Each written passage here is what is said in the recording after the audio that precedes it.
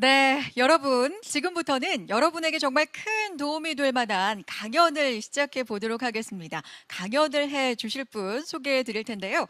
국내 항산화 의학의 최고 권위자로 서울대 의대, 가천의대 석좌 교수이며 1999년부터 파마넥스 자문위원직 역임 후 지금까지 뉴스킨 그리고 파마넥스와 함께 해주고 계신 정명희 교수님의 강연을 만나보도록 하겠습니다. 끝까지 경청해 주시기 바랍니다.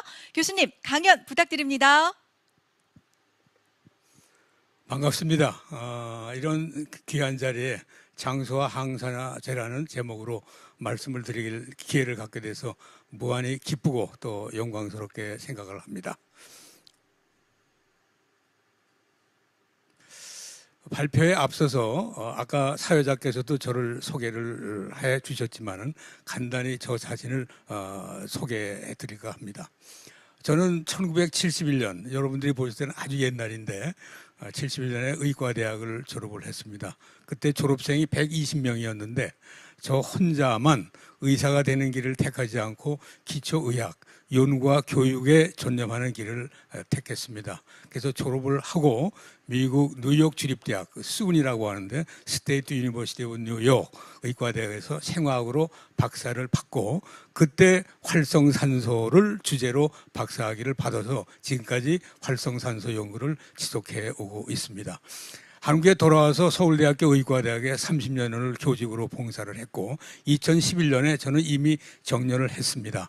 정년을 한 다음에 성균관대학교 석좌 교수로 가서 삼성병원에 있는 대학원을 설립하고 거기서 원장으로서 4년을 역임을 했고 그 다음에 가천대학교로 와서 거기서 또 의무부총장직을 수행을 했습니다. 그럼 지금 현재는 가천대학교 석좌 교수로 있고 서울대학에 있는 동안은 서울대학교 부총장을 역임한 바 있습니다. 현재 제가 아주 액티브하게 활동하고 있는 분야가 두 분야인데 하나는 파마넥스에서 과학기술 고문으로 있다는 점, 하나는 한국건강식품협회 고문으로 있습니다. 그 고문으로 있으면서 하는 일은 그 협회가 발간하고 있는 국제학술지의 편집위원장직을 맡고 있습니다. 우선 인간의 수명은 계속 증가를 합니다. 옛날에는 우리 사람이 20세밖에 안 됐다고 그러고 1990년 초기, 즉 20세기 초만 하더라도 세계 최강국인 미국도 평균 수명이 50대밖에 되지 않았습니다. 그리고 현재 2010년 현재 세계 인구의 평균 수명은 68세로 알려져 있습니다. 그런데 점차 이제 이 평균 수명은 국민 소득과 비례를 하게 됩니다. 그래서 만불이 증가할수록 5세씩 증가합니다. 그래서 1만 불 시대에 있는 나라는 70대고 우리가 지금 3만 불이기 때문에 80세에 도달되어 있고 그리고 4만 불 시대에 있는 나라는 85세로 되어 있습니다. 옛날에 우리 임금님의 평균 수명을 제가 한번 조사를 했습니다. 임금님이라고 하면 아마 최고의 환경에서 사시다가 가신 분들인데 그렇게 최고의 환경이라 하더라도 50세를 넘기지 못했습니다. 여기 평균을 쭉 제가 구해봤거든요. 48.2세입니다. 여기서 단종 임금님의 수명은 제가 뺐습니다. 자연사를 하지 않으셨기 때문에. 대개 보면은, 뭘로 돌아가셨냐 하면은, 감염으로 돌아가셨습니다. 그 시대는 항생제가 없었기 때문에 조그만 뾰루지라도 그게 잘못되면은 전신으로 퍼져서 폐혈증을 일으켜서 이제 돌아가시게 되는데 여기서 주목할 사실은 세종 임금님이 그 업적을 많이 남기셨는데 병이 제일 많으세요. 당뇨병이 있으셨고 그로 인해서 콩팥이 망가졌거나 아니면은 심장 질환에서 부종이 있고 풍질이라 하면은 우리로 치면은 요새는 뇌졸중에 해당되는 병입니다. 그다음에 수전증, 손을 떠는 거예요. 파킨슨이 아닌가 이렇게 생각이 되고 그리고 이건 잘 모르겠습니다만 임질이라고 되어 있습니다. 이 임질은 의학에서는 이제 성병으로 알려져 있는데 하여튼 그런데 54세에 돌아가셨는데도 불구하고 위대한 업적을 너무 많이 남기셨습니다. 지금 70대 중반에 있는 나는 뭐를 했는가. 그래서 이걸 보면서 굉장히 좀 부끄러움을 느꼈습니다. 그런데 이랬던 우리나라가 현재 작년 8월 기준 100세 이상의 인구가 한 15,000명 정도, 16,000명이죠. 2만 명인데 한 15,000가량은 여성이고 남성이 한 5,000명가량, 그리고 수명은 절대적으로 여성이 오래 사시는 걸로 알려져 있습니다. 과학적 근거가 확실치는 않지만은 아마도 여성 호르몬 때문이 아닌가. 여성 호르몬은 남성 호르몬에 비해서 강력한 항산화 효능을 갖고 있습니다. 그래서 여성 호르몬이 그 원인이 아닌가 이렇게 생각을 하고 있습니다. 따라서 이제 100세 시대에 이제 우리가 도달되고 있는데, 이 100세 시대에는 우리가 어떻게 사는 것이 가장 현명한 건가? 제가 어디서 강의를 들었는데 5가지를 준비하라 이렇게 되어 있습니다. 근데 그 중에 2가지만 제가 여러분께 꼭 말씀드리고 싶습니다. 하나는 준비하는 삶을 가져야 된다. 이 준비하는 삶이라면 뭐를 준비하느냐? 결국 돈을 준비하는 것이죠. 경제적으로 독립할 수 있어야 된다. 그래서 100세 시대에는 1개 이상의 직업, 2개, 3개를 갖고 있어야 된다는 것을 계속 강조하고 있습니다. 그리고 2번째는 건강입니다. 사실 건강보다 더 중요한 건 돈입니다. 그리고 2번째가 건강인데, 건강을 가진 삶을 유지하는 것이다. 그래서 저는 오늘 건강을 유지하는 방법 중에 과학이 밝혀낸 방법 중에 하나를 제가 이제 말씀드리고자 합니다. 그런데 수명은 계속 더 연장이 되고 있습니다. 따라서 100세 시대에 대한 준비는 더욱더 우리가 해야 된다는 것을 여기서 알 수가 있는데, 여러분 내셔널 지오그래픽이라고 하는 잡지가 있습니다. 거기 보면은 이게 2013년에 태어난 아기인데 이 아기는 앞으로 120세를 살 것으로 추정을 하고 있습니다. 근거가 어디서 나왔는지는 확실치 않지만은요. 그 다음에 타임지가 2015년에 타임지에는 또 그 해에 태어난 어떤 아기를 하나 보여주면서 이 아기는 142세까지 산다고 합니다. 다시 말씀드려서 경제가 발달하고 의학이 발달함에 따라서 우리의 수명은 계속 증가한다는 것을 여기서 보여주고 있습니다. 따라서 이에 대한 대비는 더욱더 우리가 해야 된다는 것을 우리가 알 수가 있습니다. 자, 그러면은 이 수명, 연장, 건강 어떤 거하고 가장 밀접한 관계가 있느냐? 이 그래프는 뭐를 보여주고 있느냐 하면 최대, 여기 밑에 가로에 최대 잠재 수명이라고 있습니다. 이건 뭐냐면 경험적으로 얻어진 수명입니다. 여러분, 인간은 지금 몇 세까지 살 수 있을 것 같습니까? 우리가 신문이나 이런 데 보면은 가장 오래 산 분들을 보면은 현재까지 보고에 의하면 120세까지가, 이거 경험적으로 얻어진 거예요. 120세를 최대 잠재 수명으로 보고 있습니다. 근데 쥐, 마우스, 생쥐 같은 거는 2년밖에 못 살아요. 그래서 이 수명하고 이 동물들이 소비하는 산소의 관계를 여기 맺어놨습니다. 산소 소비는 그 동물의 단위 몸무게로 나눈 겁니다.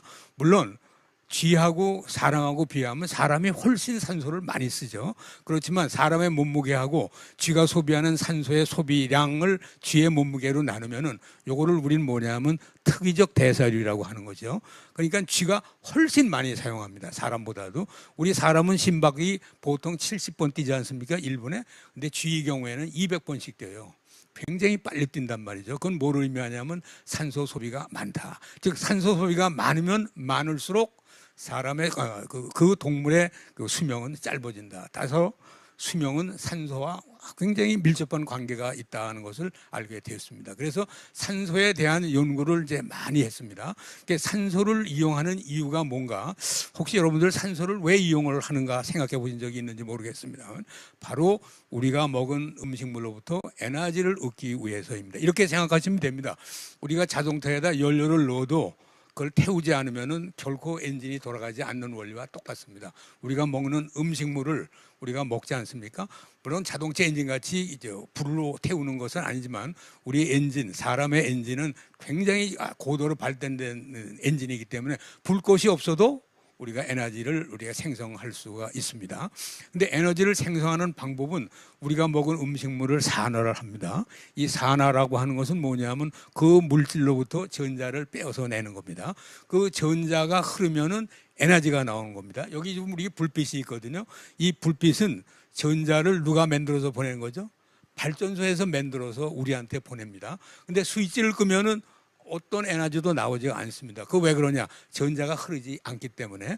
따라서 음식물에서 나온 전자로부터 에너지를 얻으려면은 이 전자를 흐르게 해야 된단 말이죠. 그 흐르게 하려고 그러면 전자가 빠져나가는 싱크가 있어야 돼요. 그 싱크를 조물주는 산소를 갖다 댔습니다. 그래서 우리가 마신 산소는 음식물로부터 나오는 전자를 받아서 물로 계속 변합니다. 마치 우리가 싱크에다가 물을 부면은 그 싱크 구멍으로 물이 빠져나가는 것과 똑같은 원리입니다. 물이 빠져나갈 때 물에 힘이 생기는 거 아니겠습니까? 우리 저수지에 물이 아무리 많아도 물이 흐르지 않으면 거기에 에너지가 생성되지 않습니다. 그 저수지에 물을 흐르게 해야지만 그 물을 가지고 터빈도 돌리고 물레방아도 돌리고 그래서 우리가 에너지를 얻는 원리와 똑같습니다.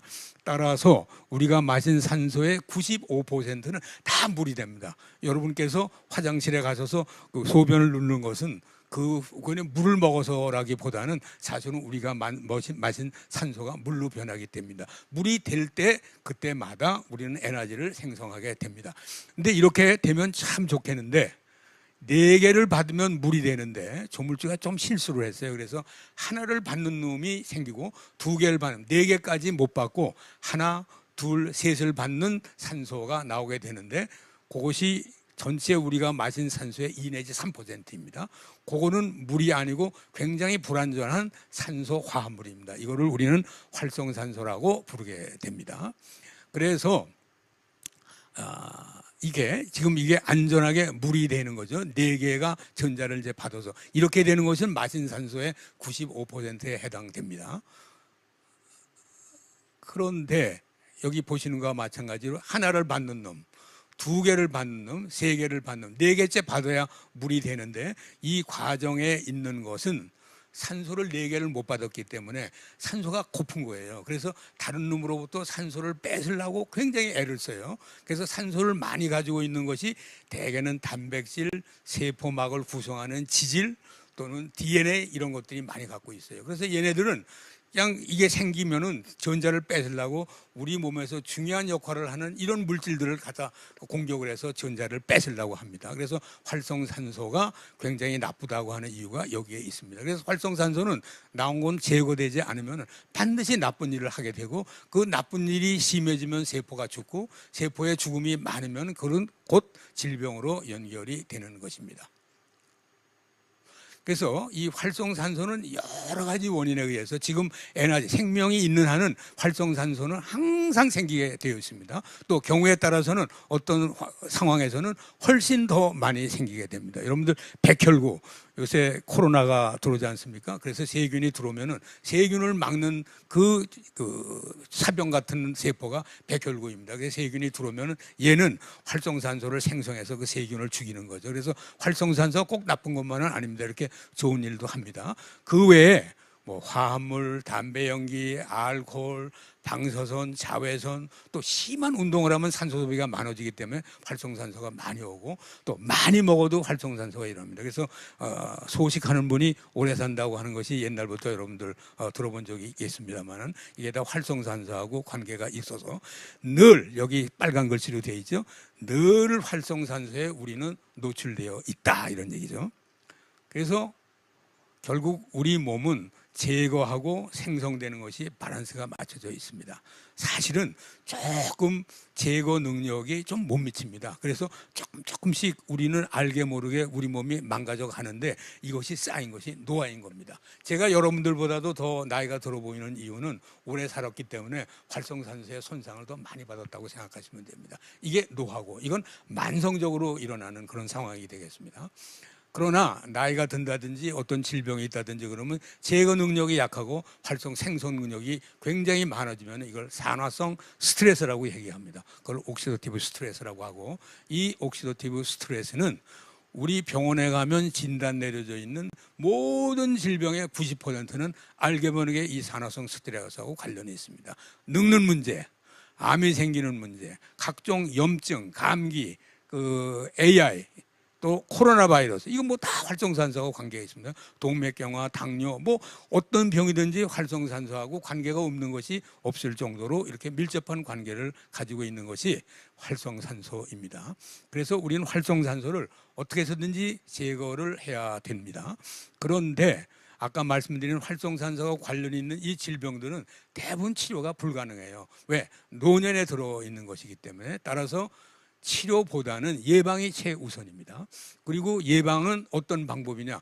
가장 좋은 것은 바로 식품인 겁니다. 그 식품 중에서도 항산화제가 많이 들어있는 식품이 굉장히 효율적이다, 이렇게 말씀드릴 수가 있습니다.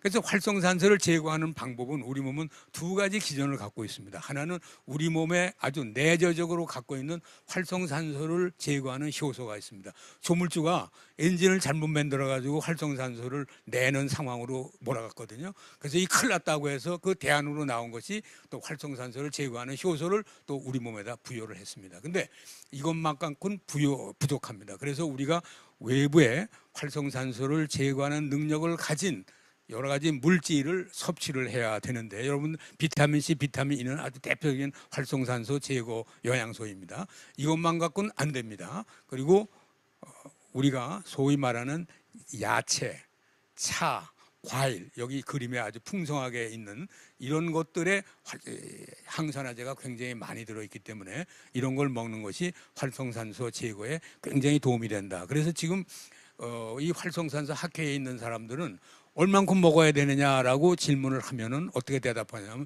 지금 당신이 먹고 있는 야채나 과일의 양의 5배를 먹어라. 그러니까 우리가 항상 조금 먹고 있다는 거죠. 상당히 이제 많이 먹는 것을 이제 권장하고 있습니다. 그래서 이 항산화, 이제 앞으로는 황산화제를 얘기할 텐데, 여기 여러 가지 야채와 과일들이 있습니다.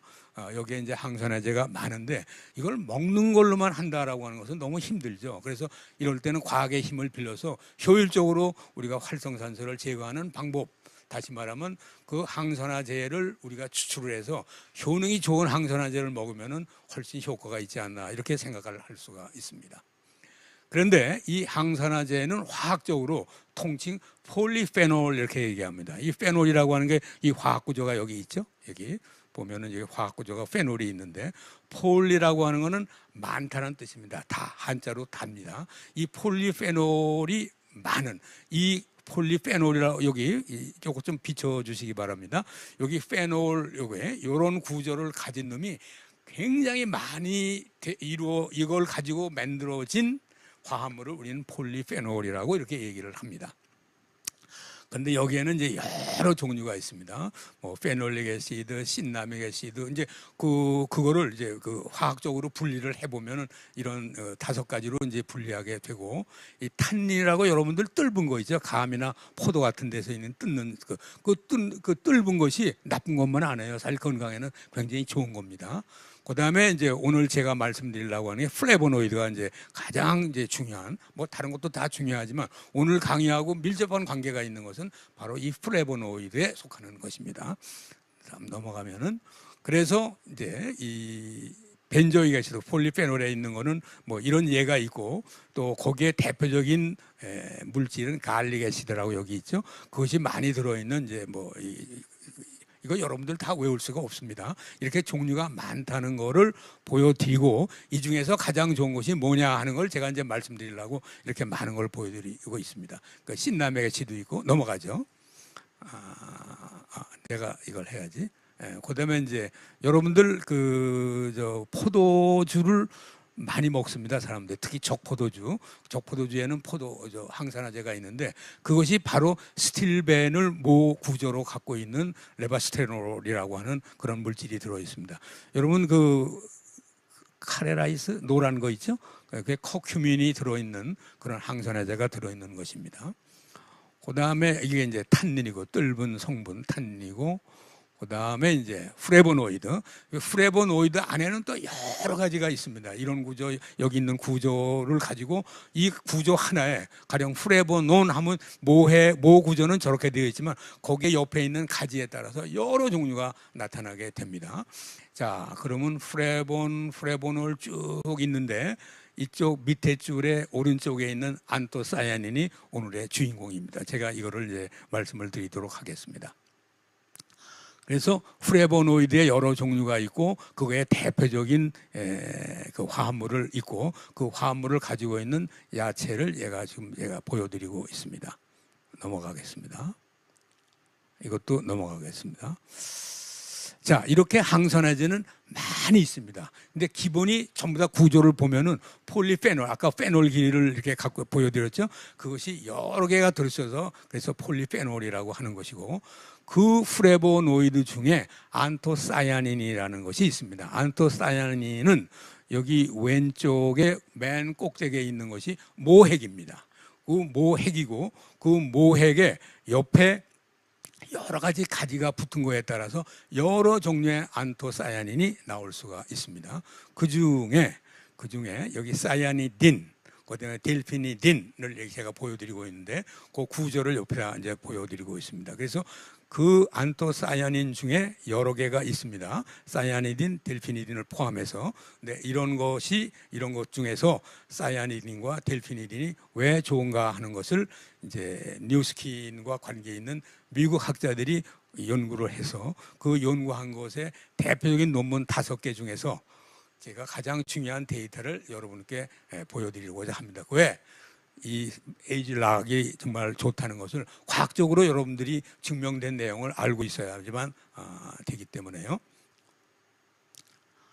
그래서 이것은 주로 여기 오늘 퍼플이 굉장히 이제 오늘 주인공으로 퍼플 up your days, 이 퍼플이에요.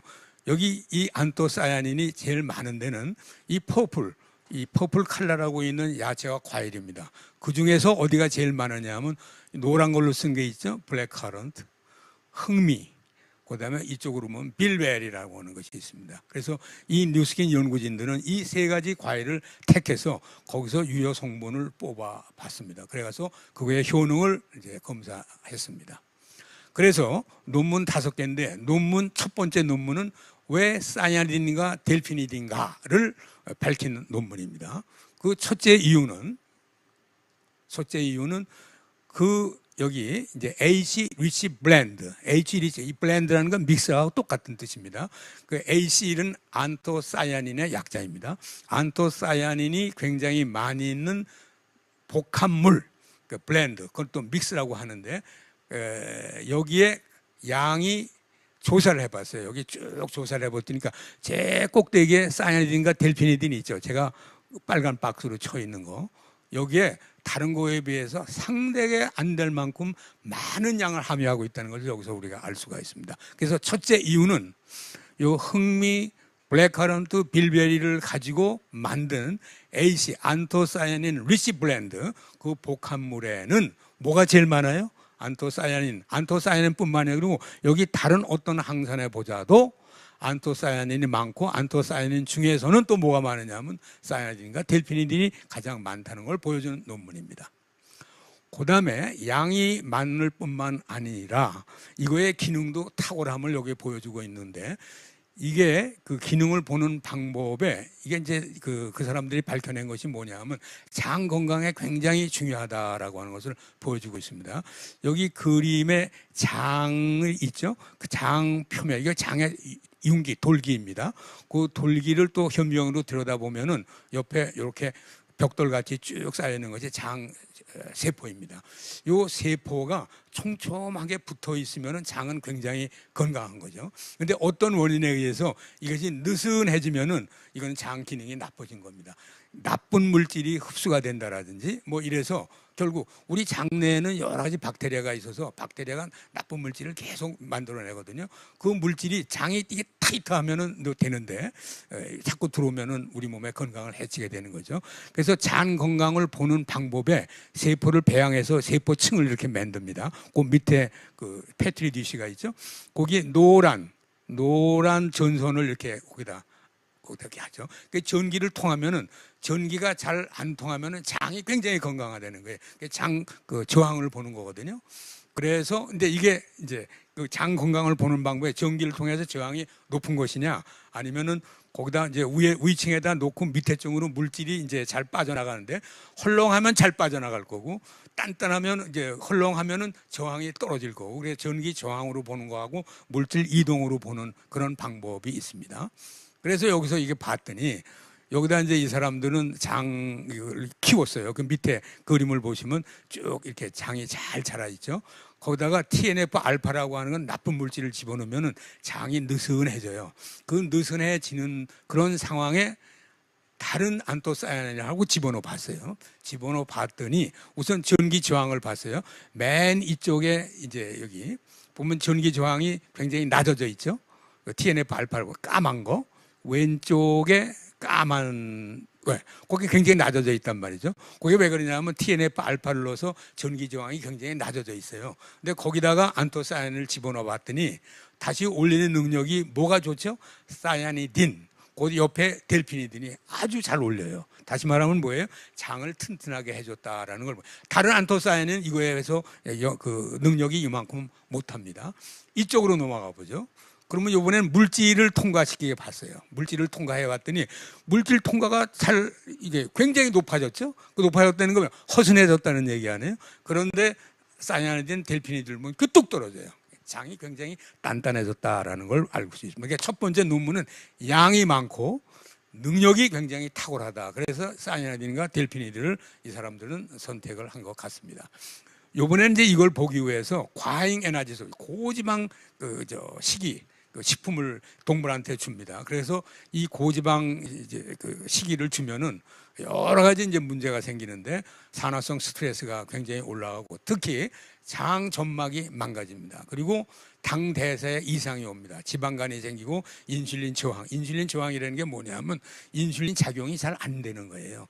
정상적인 그 사람은 인슐린을 넣으면은 그 제기능을 발휘하는데 당뇨병 있는 사람은 인슐린이 있어도 작용을 나타나지 못한다. 이건 이제 인슐린 저항인데 이거를 놓고 변화를 유도한 다음에 이 안토사야닌 즉 사야딘과 델피니드를 한번 조사를 해 봤습니다. 그랬더니 동물 실험을 했어요. 쥐에다가 고지방 사료를 14주 줬어요. 그리고 지금 AC 리치 아까 한 거죠. 안토사야닌 리치 브랜드 그 세 가지 흑미, 블랙카런트 또 뭐죠? 빌베리로 된 그 성분을 하루에 다 줘봤어요. 이렇게 14주 줘봐서 나오는 그 결과를 해봤습니다. 그래서 여기 보면은요, 여기 HF라고 쓴 거 있죠? 이게 뭔가 파랗게 되어 있는 거, 그것이 확 올라간 거예요. 이게 뭐냐면 나쁜 물질을 주면 장이 허스은해져 가지고 나쁜 물질이 피 속에 굉장히 많이 혈중 농도가 올라갔다는 걸 의미하는 겁니다.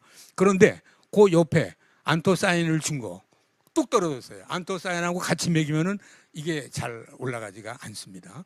그리고 여기 엔도톡신이라는 이건 이제 이쪽은 우리가 외부에다 물질을 주어서 준 물질이 올라가는 걸 본 거고 옆에 엔도톡신이라고 쓴 거는 우리 장에서 세균이 낸 독소가 우리 몸에 얼마나 다 흡수가 되느냐 이런 얘기예요. 그래서 고지방 HF 하이 패트 다이어트를 주면 확 올라가요. 그랬더니 안토사야닌을 주면 이게 뚝 떨어진다 이런 얘기죠.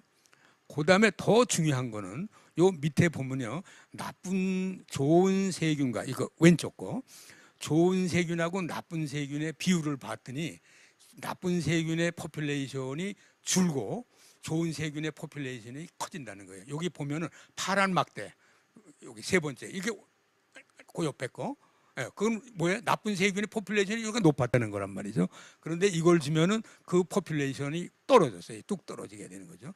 저도 여기서 항산화 공부를 굉장히 오래 했지만은 항산화제를 주어서 장내 세균의 포퓰레이션의 변화를 준다는 것을 처음 알게 됐습니다. 아르케멘시아라고 하는 건 좋은 세균입니다. 이 좋은 세균이 고지방 다이어트를 주면은 이게 뚝 떨어져요. 그런데 같이 주면은 이게 다시 올라간다. 여기서 중요한 건 뭐냐 하면요. 장내 세균, 장 건강이 나빠지고 장 점막이 약해진다. 근데 그거를 고쳐준다는 거하고 장내 세균의 포퓰레이션, 나쁜 세균은 떨어뜨리고 좋은 세균의 포퓰레이션을 증가시킨다라고 하는 것이 이 논문의 요점입니다.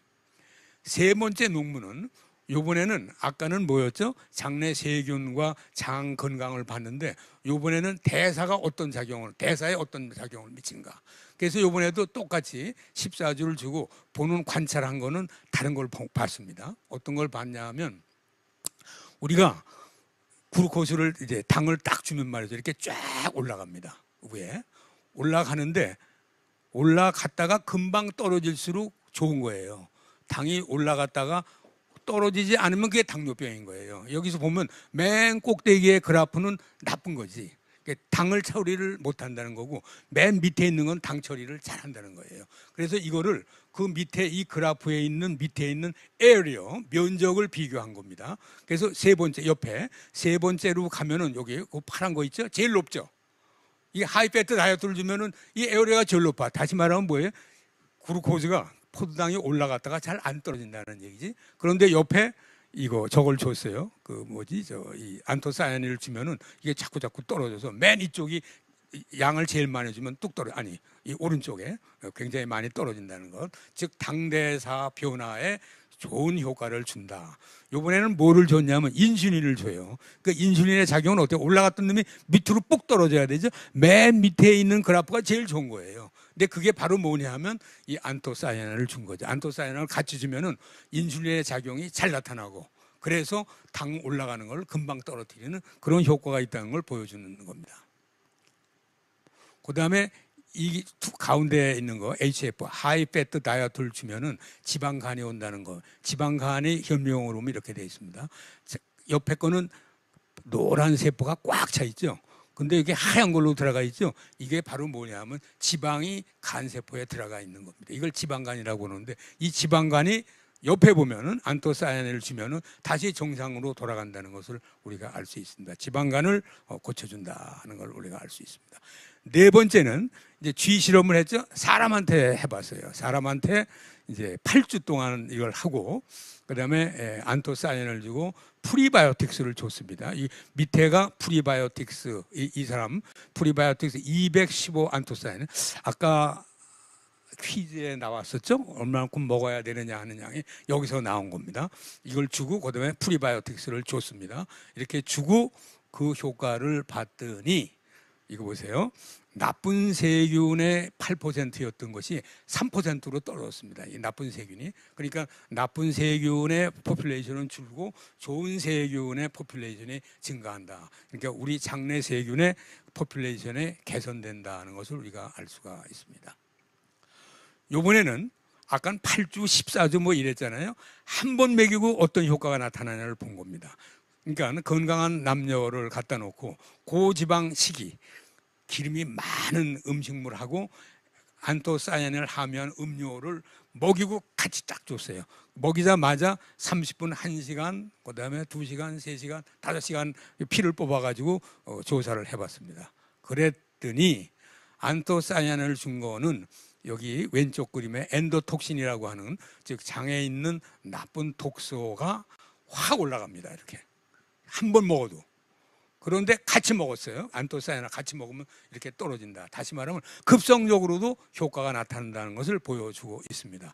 옆에 이렇게 보면은 이거를 시간별로 보면은 밑에 있는 그래프 있죠? 밑에 있는 거. 이거는 안토사야닌하고 같이 준 겁니다. 올라갔던 놈이 쉽게 이렇게 떨어지는데 여기에 이거는 굉장히 즉시 효과가 나타난다는 걸 보여주고 있습니다.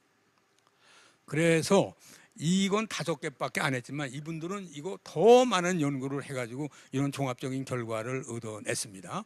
그래서 간에서 지방에서 근육에서 췌장에서 활발히 대사의 변화가 일어나는데 이걸 종합하면은 당 대사가 빨라지고 지방 대사가 빨라지고 인슐린의 작용이 아주 획기적으로 올라간다는 것을 이제 보여주는 실험입니다.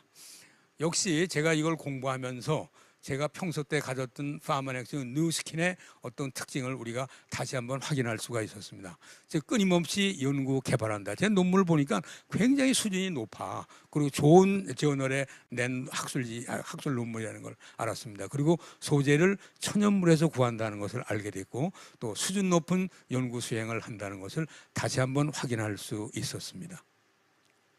경청해 주셔서 대단히 감사합니다. 고맙습니다.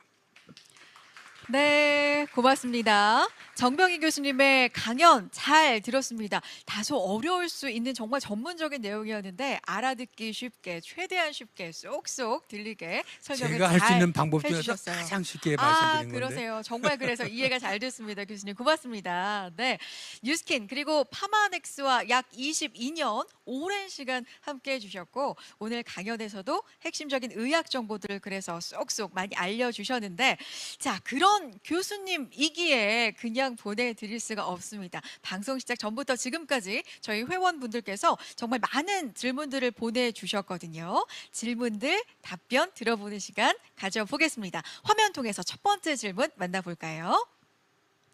자, 첫 번째 질문입니다. 마이크로 바이옴 제품을 종합 비타민 제품과 병용 섭취하면 뭐가 좋을까요? 글쎄요, 종합 비타민 제품 정말 많이들 드시잖아요. 대중적으로 정말 많이 드시는데 병용해서 섭취한다면 어떤 장점이 있을까요, 교수님? 그러니까 이럴까봐 걱정을 하는 거예요. 음. 비타민도 우리 몸에 꼭 필요한 거고 마이크로바이옴도 꼭 필요한 거거든. 그런데 혹시 일반인들이 하나 먹으면은 이걸로 다 해결되지 않을까? 이런 착각을 할 수가 있기 때문에 같이 먹는 거를 권장하는 거죠. 우리 사람들이 뭐가 하나 좋다면 거기에 빠진다고. 그렇죠. 그래서 진짜 또 이걸 놓치는 거지. 그래서 마이크로바이옴이라는 제품에 좋은 제품을 먹는다 하더라도 기존에 좋은 거를 같이 먹어라. 그런 의미가 굉장히 강한 겁니다. 네. 그래요. 간과하기 쉬운 부분을 그렇지, 또 간과하기 짚어주셨습니다. 쉬운 거지. 네. 두 번째 질문도 만나보겠습니다. 어떤 질문이 들어와 있습니까? 유산균과 안토시아닌의 조합은 어떤가요? 그렇죠. 유산균도 중요하다고 알고 있는데 이 조합이 또 어떨까 궁금한데요. 그래서 제가 아까 그 연구에서 나왔잖아요. 우리 유산균 제품을 먹어서도 우리가 장내 세균의 포퓰레이션을 변화시킬 수가 있어요. 그런데 이제 많은 역경을 거쳐야 돼. 세균이 위에 들어가서 위산도 이겨내고 장에 들어가서 이제 이겨내고 그래야 되는데 아까 이 안토사야닌을 주면은 유산균 제품을 안 먹었는데도 불구하고 장내 포퓰레이션에 변화를 준단 말이에요. 그러니까 같이 주면 더 좋은 거 아니겠습니까? 따로따로 아니 하나만 줘도 되는데 항산화제를 주면 그걸 추가해 준다고 그러니까 얼마나 좋겠습니까? 그래서 제가 보기에는 굉장히 좋은 적이고 그리고 여기 그 바이올락의 장내 세균은 하나만 요새는 그 장내 세균을 하나만 하지 않아요. 장점이 있는 걸 복합적으로 먹게 하거든. 이게 세 가지가 있어 이제 보니까 말이죠. 그리고 김치에서 유래된 게 있어요. 어떤 학자에 의하면 이것도 국적이 필요하대. 네. 그래서 김치는 우리가 늘상 먹는 거니까 네. 김치에 있는 거를 먹는 거는 굉장히 바람직하다고 하는 제가 그 기사를 한번 봤습니다. 그래서 같이 먹어야 하니까 하나가 아니고 여러 개 먹는 게 좋고 거기다가 항산화제까지 들어가면 뭐 더 좋지 않나. 더욱더 이렇게 얘기할 좋다. 수가 있습니다. 알겠습니다. 진짜 이해하기 쉽게 말씀을 해주시네요. 자, 이제 마지막 질문 드려보겠습니다.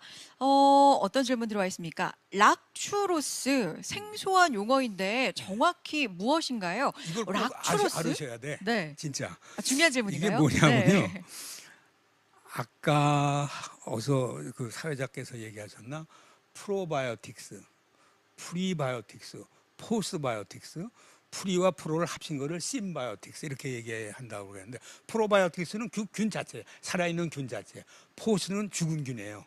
그러니까 뭐 자기 동료 죽은 거 있으니까 환경이 좋은 거 아니에요. 같이 먹으면 말이지. 프리바이오틱스는 프로바이오틱스의 먹이에요. 먹인데 이 장내 세균은 크게 두 종류로 구분할 수가 있어요. 하나는 육식동물에 해당돼요. 동물로 치면 육식동물의 박테리아가 있고 초식동물의 박테리아가 있어요. 초식동물의 박테리아. 제가 의과대학 다닐 때 우리나라 사람은 대장암이라는 건 없었어요. 우린 위암만 있었어요. 헬코박터 때문에. 대장암은 서양 사람만 있었던 거예요. 그러니까 서양 사람들은 우리 그 당시 우리나라 사람에 비해서 뭐를 많이 하면 고기, 기름, 버터, 치즈 이런 걸 많이 먹었어요. 그거는 육식 박테리아의 먹이에요. 그 육식 박테리아의 먹이를 주니까 누가 잘 자라겠어요? 육식 박테리아가 잘 자란단 말이에요. 네. 그렇기 때문에 대장암을 유발하는 그 대장의 염증 같은 걸 일으키고 아까 얘기했지만 그 뭐죠? 상피 세포에 느슨해지고 저항이 떨어지고 뭐 이렇게 되는 거란 말이죠. 그런데 우리나라 사람은 그때 김치하고 나물만 먹었어.